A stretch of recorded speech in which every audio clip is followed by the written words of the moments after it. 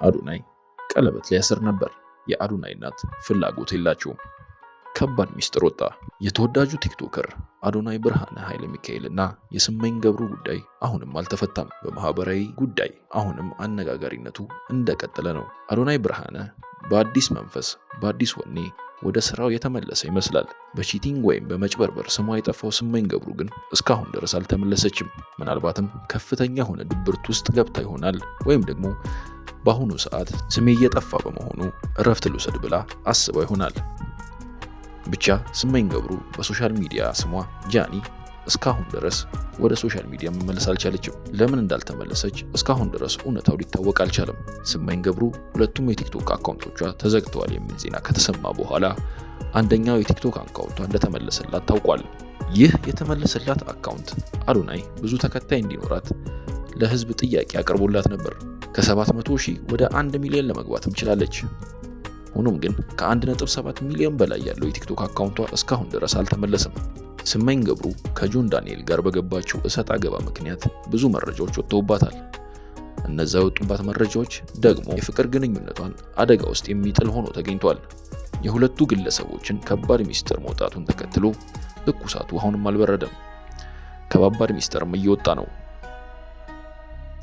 ጃኒ ግን ታላቅ የሚባለውን እድል ከተወዳጁ ቲክቶከር አዶናይ አታለች። የቫለንታይን ዴይ ሰዓት በአደባባይ ትልቅ ሰርፕራይዝ ነበራት ተብሏል። ትልቁን ሰርፕራይዝ የሚያደርገው ደግሞ አዶናይ ነበር። ቃሉን በማክበር የሚታወቀው አዶናይ ለጃኒ ከባድ ሰርፕራይዝ ቢያዘጋጅም በጃኒ በኩል የተሰራው ስህተት ግን ያን ሰርፕራይዝ እንዳታገኝ አድርጓታል። በኢትዮጵያ በቲክቶክ መድረክ ከፍተኛ ተከታይ ያላቸው ስመኝ ገብሩና ጆን ዳንኤል ለዓመታት በሚስጥር ቆይቷል ያሉትን ግንኙነት ተከትሎ እርስ በርስ የሚወነጃጀሩባቸው ቪዲዮዎች በይፋ አድርገዋል። ጃኒ የከባድ አካላዊና ስነ ልቦናዊ ጥቃት ሰለባ መሆኗን ስትገልጽ፣ ጆን ዳንኤል በበኩሉ ክሱን በማስተባበል ተበዳዩ እሱ መሆኑን የሚገልጹ የድምፅ ማስረጃዎችን ለህዝብ አቅርቧል። ተጽዕኖ ፈጣሪዋ ጃኒ ወይም ስመኝ ገብሩ ባሰራጨችው ቪዲዮ ከጆን ዳንኤል ጋር ለዓመታት በነበራት ድብቅ ግንኙነት ውስጥ ከፍተኛ በደል እንደደረሰባት ትገልጻለች። ዋና ዋና የክስ ነጥቦቿም ጆን ዳንኤል በተደጋጋሚ ይመታትና ያቆስላት እንደነበር በመግለጽ ምስሎችንም አሳይታለች። ከኔ ጋር ከተለየሽ ከቲክቶክ አጠፋሻለሁ በሚል ማስፈራሪያ ይደርስባት እንደነበር፣ እንዲሁም ከሌሊቱ 9 ሰዓት አካውንቷ መዘጋ በሱ ሴራ እንደሆነ ከሳለች። ድርጊቱን የጆን ዳንኤል እናትና እህት ጭምር ያውቁ እንደነበርም ጠቅሳለች። ሆኖም ግን የጆን ዳንኤል እናትና እህት እስካሁን ድረስ ምስክርነት አልሰጡም። ጆን ዳንኤል የቀረበበትን የጥቃት ክስ ሙሉ በሙሉ ውድቅ በማድረግ ምላሹን ሰጥቷል። ጆን በምላሹ የጠቀሳቸው ነጥቦች ስንመለከት ጃኒ ጎንደር በነበረችበት ወቅት ከሌላ ፍቅረኛዋ ጋር ሆና ስልክ በመደወል ታስቸግረው እንደነበር የሚገልጽ የድምፅ ቅጂ አሰምቷል። የጃኒ አካውንት መዘጋት ከሱ ጋር ግንኙነት እንደሌለውና ምናልባትም ጃኒ አዲስ አካውንቷን ፎሎ ለማስደረግ ስልት ሊሆን እንደሚችል ጠቁሟል። ጥቃት ደርሶብሽ ከሆነ ለምን በህግ አልከሰሽኝም ሲል የጠየቀው ጆን ከዓመት በላይ በህግ ቁጥጥር ስር በነበረበት ወቅት ክስ አለመመስረቷ እንደ መከላከያ አቅርቧል። ሁለት እህቶች እንዳሉትና በሌላ ሴት ላይ ጥቃት የመፈጸም ማንነት እንደሌለው በመግለጽ አሁን አዲስ ህይወት መጀመሩን ገልጿል። የልጅ አባት ነኝ ሲል አስረድቷል። ይህ ጉዳይ በማህበራዊ ሚዲያ መነጋገሪያ ከመሆኑ ባለፈ በዲጂታል መድረኮች ላይ ሁለቱም ወገኖች የየራሳቸው ማስረጃ ቢያቀርቡም የጃኒ አካውንት እንዲዘጋ ያደረገው ግለሰብ ስለመሆኑ እስካሁን በገለልተኛ አካል የተረጋገጠ ማስረጃ የለም። በቲክቶክ መንደር ከፍተኛ ተወዳጅነትን አትርፈው የነበሩት የቀድሞቹ ፍቅረኛሞች ጆን ዳንኤል እና ጃኒ በመካከላቸው ያለውን አለመግባባት ተከትሎ ተካሮ ወደ ከባድ ወንጀል ክስ ተሸጋግሯል። ጃኒ ባወጣችው ቪዲዮ በጆን ዳንኤል ላይ ያቀረበችው ክስና ጆን የሰጠው ምላሽ በኢንተርኔት ተጠቃሚዎች ዘንድ ትልቅ መነጋገሪያ ሆኖ ሰንብቷል። አሁንም ሁለቱ ግለሰቦች እሰጥ አገባና አጀንዳ ሊቀየር አልቻለም። በየቀኑ አዳዲስ መረጃዎች እየወጡ ይገኛሉ። የጃኒ ክስ ይደበድበኝ ነበር፣ አካውንቴንም ያዘጋው እሱ ነው የሚል ሲሆን ጆን ዳንኤል ክሱ በደቂቃዎች ውስጥ ከ100,000 በላይ ተመልካቾች በታደሙበት ቀጥታ ስርጭት ቀርቦ ክሱን አጣጥሏል። ጆን በንግግር ውስጥ ልጄን ይንሳኝ፣ እናትና አባቴን ይንሳኝ፣ እኔ ነክቻት አላውቅም በማለት በቤተሰቦቹ ስም ብሏል። ጃኒ ራሷን የመጉዳት ዝንባሌ እንዳላት በመግለጽ ከዚህ በፊት እንለያይ ስትለኝ እጇን በቢላ ስትቆርጥ ነበር፣ አስጠያት ነበርም ሲል ምስክር ነው ያለውን ፎቶ ለተመልካቾች አሳይቷል። ጆን ዳንኤል እንደዚህ አይነት ክስ ሲያሰማ ጃኒ ለምን ላይቭ አልገባችም? ለምን ራሷን አልተከላከለችም? ብዙዎች ጃኒ በቀጥታ ስርጭት ቀርባ ምላሽ ትሰጣለች ብለው ቢጠብቁም እሷ ግን ዛሬ ላይቭ አልገባም በማለት በአካውንቷ ላይ መልእክት በማስቀመጥ ምላሽ ከመስጠት ተቆጥባለች። ይህ መቆጠቧ ደግሞ ተከታዮቻቸው መሃል የተለያዩ ጥርጣሬዎችንና መላምቶችን እንዲፈጥሩ ምክንያት ሆኗል። የኛ አስተያየት የፍቅር ግንኙነቶች ወደ ጥላቻና ወደ ከባድ ክስ ሲቀየሩ ማየት የተለመደ ቢሆንም የአካል ጥቃትና ራስን የመጉዳት ሙከራዎች ግን በዝምታ ሊታለፉ የማይገቡ ጉዳዮች ናቸው። እውነቱ በሂደት የሚጣራ ቢሆንም ለሁለቱም ወገኖች የሚዲያ ስነ ምግባርን መከተልና በሕግ አግባብ መጨረስ እንደሚበጅ ብዙዎች ሀሳብ ሰጥተውበታል። እስካሁን ድረስ ተወዳጁ አዶናይ በጃኒ ጉዳይ መልስ አልሰጠም።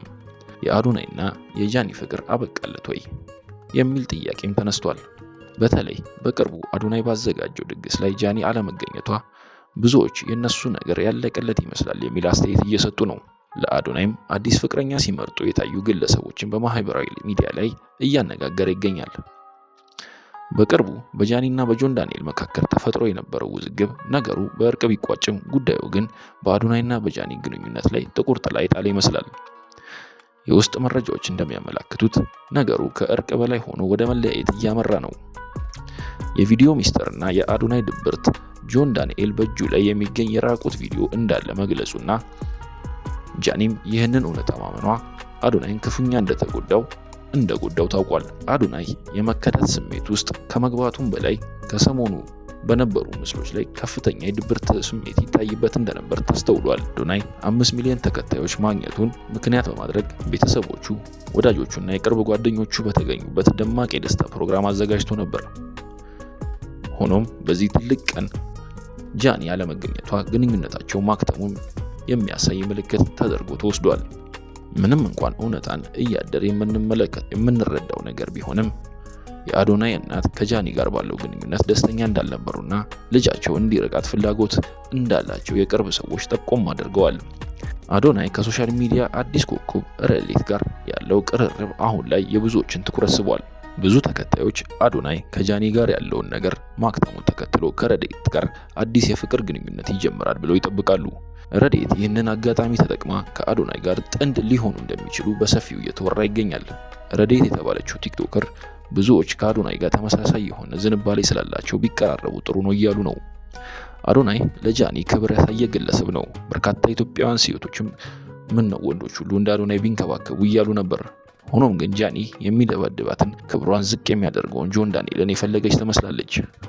አዶናይ የቫለንታይን ዴይ ወይም የፍቅረኛሞች ቀንን ለጃኒ ቀለበት ለማሰር ሐሳብ እንዳለውና የቅርብ ሰዎች ይህንን ሚስጥር ያውቁ እንደነበር ተሰምቷል።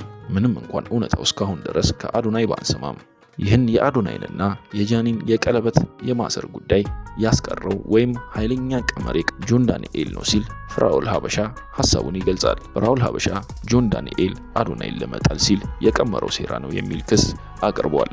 የፍራኦል ሀበሻ ሐሳብ እንዲህ የሚል ነው። ጆን ዳንኤል ግን ቀመረኛ ነው። በእውነት ቀመርን እሱ ይቀምራት። በጣም ከባድ ሰው ነው። በህይወት ዘመኔ የትኛውም የሶሻል ሚዲያ ፕላትፎርም ላይ ተመልክቼ የማላውቀውን አይነት ከባድ ቀመር በቲክቶከሩ ጆን ዳንኤል አማካኝነት ተመለከትኩ። ጆን ዳንኤል ከእስር ቤት ሲወጣ እሱ ያላሰበውና ያልጠበቀው አንድ ነገር ተመለከተ። አዶናይ የኢትዮጵያን ቲክቶክ ሙሉ ለሙሉ በበላይነት ተቆጣጥሮታል። ሀገር ሙሉ በሙሉ አዶናይ እያለ ነው። ይህ የሶሻል ሚዲያ ፌም ደግሞ ጥሎ ማለፍ ስለሆነ ጆን ዳንኤል እንዳይረሳ ሰጋ። በዛ ላይ በፊት እንደፈለገ አቡስ ያደርጋት የነበረችው ጃኒ አሁን የአዶናይ ቅፍ ውስጥ አያት። አዶናይ ከጆን ዳንኤል ጋር በጣም ተቃራኒ የሆነ ባህሪ ነው ያለው። አዶናይ ሃምብልና ሪስፔክትፉል ነው፣ የበሰለም ነው።